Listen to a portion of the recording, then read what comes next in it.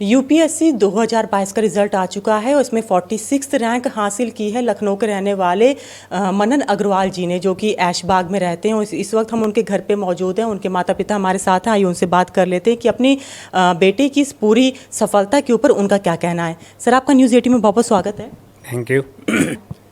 नहीं, मैं बताना चाहूँगा कि मनन ने होल हार्टेडली ये इस पर फोकस करके पढ़ाई करी और उसने आईआईटी बॉम्बे से जब कंप्लीट की अपनी इंजीनियरिंग, उसी समय से वो कंटिन्यूस इसके ऊपर फोकस करके पढ़ाई कर रहा था।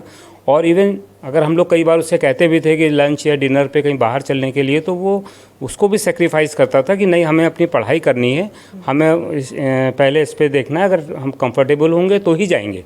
तो कभी भी उसने इन चीज़ों के पीछे नहीं भागा और केवल पढ़ाई के ऊपर उसने ध्यान दिया।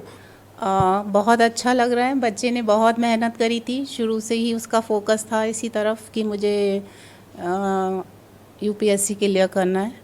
तो सबसे पहले जानना चाहेंगे कि आपने पढ़ाई कैसे की। आखिर हर कोई जानना चाहता है कि कैसे पढ़ाई करें, कितना घंटे वक्त दें कि हम इसको आसानी से निकाल सकें। जी, मेरी अप्रोच तो ये थी कि सिंप्लीफाइड वे में मैं प्रिपरेशन करूं। जो यूपीएससी ने सिलेबस डिफ़ाइन किया है एग्ज़ाम के लिए और जो प्रीवियस ईयर क्वेश्चंस का क्वेश्चन बैंक अवेलेबल है, तो वहाँ से मैंने स्टार्ट किया कि क्या डेप्थ ऑफ नॉलेज रिक्वायर्ड है, कितनी ब्रेथ में टॉपिक्स पढ़ने हैं, और वहीं से फिर उसके बाद रिसोर्सेज फाइंड आउट करना, पिछले टॉपर्स ने क्या सजेस्ट किया है उनको एनालाइज़ किया। और साथ में ये था कि जो सोर्सेज हैं उनको मिनिमम रखना है, लेकिन प्रैक्टिस और रिविज़न ये मेंटेन रखना है। तो ये मेरी ओवरऑल अप्रोच थी। और आपने कोचिंग वगैरह कहाँ से की थी?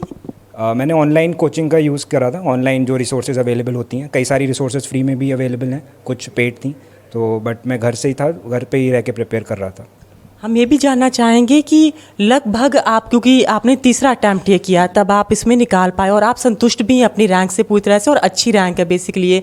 तो मेरा बस एक ही सवाल है कि जो बच्चे इसमें असफल हो गए या उनकी ज़्यादा रैंक आई, वो दोबारा इसके लिए ट्राई करेंगे, उनके लिए कुछ कहना चाहेंगे?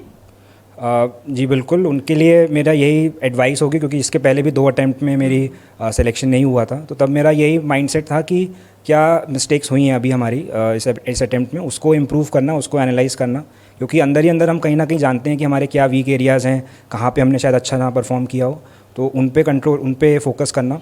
और थोड़ा बहुत इसमें लक भी एक फैक्टर है, कुछ फैक्टर्स हमारे कंट्रोल में नहीं होते हैं, तो उनको भी साथ में लेके चलना, कि सेल्फ बिलीफ मेंटेन करना कि हो सकता है कि इस बार हमारा फेवर ना हुआ, बट अगर हम नेक्स्ट फिर से अटैम्प्ट करेंगे और अच्छी प्रिपरेशन रखेंगे तो शायद वो अनकंट्रोलेबल फैक्टर्स भी हमारे फेवर में निकल के आएंगे। तो कॉलेज के साथ साथ मैं अवेयर रहता था कि क्या न्यूज़पेपर्स के थ्रू कि क्या इश्यूज़ चल रहे हैं, जो कि इस एग्ज़ाम में भी हेल्प करते हैं, और धीरे धीरे वहाँ पे भी जो हमारे सीनियर्स थे कि वो कैसे प्रिपेयर कर रहे हैं, तो उस तरह की गाइडेंस में मैं टच में रहता था।